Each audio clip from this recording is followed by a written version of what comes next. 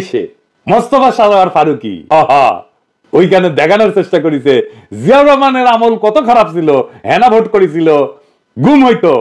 জিয়া একটা নিষ্ঠুর লোক ছিল, নিষ্ঠুর শাসক ছিল। মোস্তফা সারোয়ার ফারুকীকে আসিফ নজরুল সিলেক্ট করে নাই, মানে যত দোষ নন্দ গোষ্ঠ যা হয় সব আসিফ নজরুলের কাঁধে চাপে। ইনফ্যাক্ট মোস্তফা সারোয়ার ফারুকীর সিলেকশনের সময় আসিফ নজরুলের ভূমিকাই ছিল না। এই মোস্তফা সারোয়ার ফারুকীর ঘৃণিত নামটা প্রস্তাব করছিল কে? সেটা হইতেছে রেজওয়ানা হাসান, সুন্দরী কোটা হওয়া উপদেষ্টা। সামেসি করে কাম সাইরে নিল। আসিফ নজরুল খাইলো গ্যাল, গ্যাল খায় ভূত হয়ে গেল, আর সে মহানন্দে কাম সাইরা ঠাসি খায় বসে আছে। দেখি যাও তো কোন তো রেজওয়ানা কি পররাষ্ট্রমন্ত্রী, অন্য উপদেষ্টা? সে তো পরিবেশ মন্ত্রী। তাও ভারতের সাথে সম্পর্ক নিয়ে কথা বলার কুরকুরানি কেন? আমি তো এমনি এমনি গেলাই না। সে কথা বলতে গেছে পরিবেশ নিয়ে, পররাষ্ট্র নীতি নিয়ে কথা বলার দরকার কি? সাংবাদিকরা প্রশ্ন করেছে, কি করব? সাংবাদিক প্রশ্ন করলে বলবে এটা আপনারা পররাষ্ট্র উপদেষ্টারা জিজ্ঞেস করেন, কিন্তু সেটা তো করবে না, কারণ এই মিশন তো তার নিজের মিশন। চিত্র বানাইছে ফুয়াদ চৌধুরীকে দিয়ে, নাম দিছে গণফাঁসি ৭৭। বাংলাদেশ টেলিভিশনে ধারাবাহিক তথ্যচিত্র নির্মাণ করছে, নাম দিছে নাটের গুরু। টেলিছবি করেছে সিআইএ ফান্ডে, নাম হইতেছে আয়েশা। আনিসুল হক আয়েশা মঙ্গল নামে এই উপন্যাসটা লিখেছিল ওই বিমান বাহিনীর বিদ্রোহ নিয়ে। সেই উপন্যাসকে ২০১৮ সালে টেলিছবিতে রূপ দেয় একজন পরিচালক, বিশেষ পরিচালক। কে সে? মোস্তফা সারোয়ার ফারুকী। ওইখানে দেখানোর চেষ্টা করেছে জিয়াউর রহমানের আমল কত খারাপ ছিল, হেনা ভোট করেছিল, গুম হইতো। জিয়া একটা নিষ্ঠুর লোক ছিল, নিষ্ঠুর শাসক ছিল। বলা হয়েছে গুম করা হয় অসংখ্য অফিসারকে। এই মোস্তফা সারোয়ার ফারুকী লিখেছে সিনেমার আয়েশার স্বামী যে চঞ্চল চৌধুরী অভিনয় করেছিল সে গুম হয়েছিল। লিখিচ্ছে আয়েশারা যখন গুম হয়ে যাওয়া কিংবা আইন বহির্ভূতভাবে গ্রেপ্তার হওয়া স্বজনদের মুক্তির দাবিতে চোখের পানি বিসর্জন দেয়, তখন সে আবেগ রাষ্ট্রকে যে বিন্দুমাত্র নাড়া দিতে পারে না। স্ট্যাটাস দিয়া জানায় যে ওই কেন ওই সময়ের গুমের কথা বলছে, কেন এখনকার গুমের কথা, মানে হাসিনার আমলের গুমের কথা করছে না। মানে ওই সময় গুম হয়েছিল বিশিষ্ট আওয়ামী লেসপেন্সার প্রথম আলোর আনিসুল হক আর মোস্তফা সারোয়ার ফারুকীর যে মেল বন্ধন, এটা অনেক দিনের কেমিস্ট্রি। মরে যাই।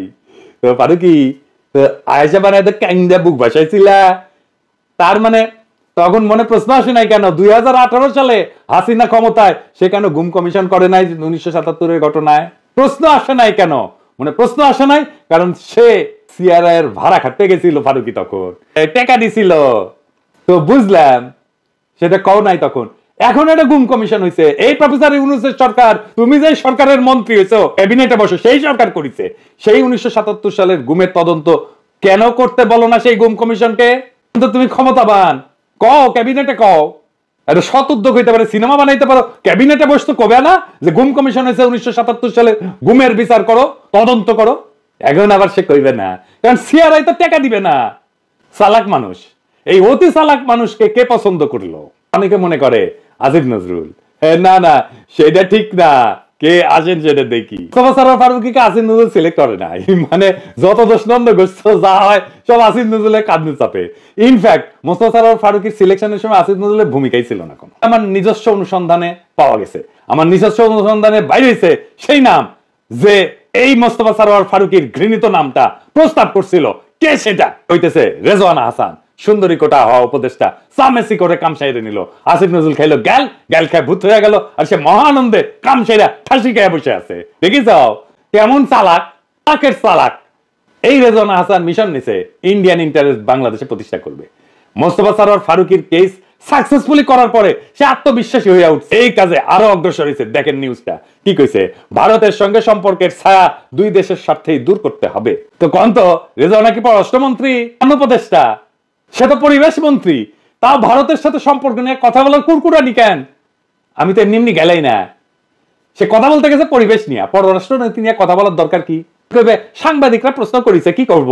সাংবাদিক প্রশ্ন করলে বলবে এটা আপনারা পররাষ্ট্র উপদেষ্টারা জিজ্ঞেস করেন, কিন্তু সেটা তো করবে না, কারণ এই মিশন তো তার নিজের মিশন। আপনাদের মনে আছে ইলিশ মাছ কেন ইন্ডিয়া পাঠানো হইলো, সেটা নিয়েও সে বয়ান দিতে আসছিল। শুনেন, যারা এই ইলিশটা চাচ্ছেন তারাও কিন্তু এই বৈষম্য বিরোধী ছাত্র আন্দোলনে ওই পারে থেকে অনেক সমর্থন দিয়েছেন বলে দেখে। কেন সে কি বাণিজ্য নাকি মৎস্য মন্ত্রী? এমন কইতে পারেন সে তো ব্রিফিং করে সরকারের পক্ষে, মেনে নিলাম। এই দুই ইন্ডিয়া সংক্রান্ত বক্তব্য কি সরকারি ব্রিফিং টাইমে কইছে? হয় নাই, বলছে নিজস্ব ক্যাপাসিটিতে, নিজস্ব টাইমে পাংখা গজাইছে।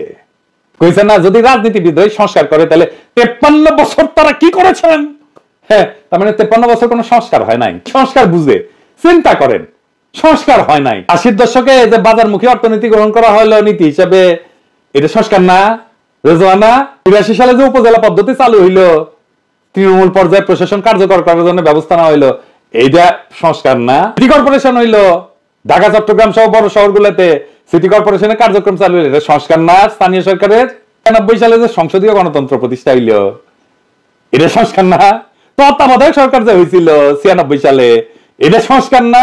1990-এর দশকে প্রাথমিক শিক্ষা যে বাধ্যতামূলক এবং ফ্রি করা হইলো, এটা সংস্কার না শিক্ষায়? 1982-তে জাতীয় ঔষধ নীতি করা হইলো, পুরো ফার্মাসিউটিক্যালের আগাপাস্তলার সংস্কার হইলো এই নীতিতে, এটা সংস্কার না? 4 মাসে আপনি কি তা করেছেন সুন্দরী উপদেষ্টা? আপনার টাইমে তো ঢাকার বাতাস সবচেয়ে দূষিত নাকি? তো কি সংস্কার করেছেন? খারাপ করতে ইচ্ছে করলে করলেন না আর কি।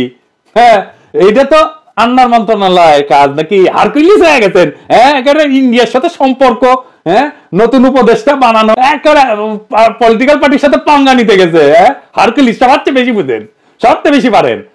হাসিনার সামনে তখন দুইটা কাজ, বিদেশিদের বুঝানো, দেখো গুম বাংলাদেশে নতুন না, এই যে জিয়াউর রহমানের আমলে গুম হয়েছিল, খোঁজই পাওয়া যায় নাই, তদন্তও হয় নাই। বাংলাদেশের মতো দেশে এটা করা যায় না বাবা, এত চাপাচাপি কইরো না। দেশে দেখানো গুম তো জিয়া করছে, বিএনপি করছে, আমরা করলেই তো সে হইল মায়ের কান্না নামের সংগঠন, ওই যে পিটার হাসের সাথে গুতাগুতি করতে গেছিল না, এই যে ওইটা।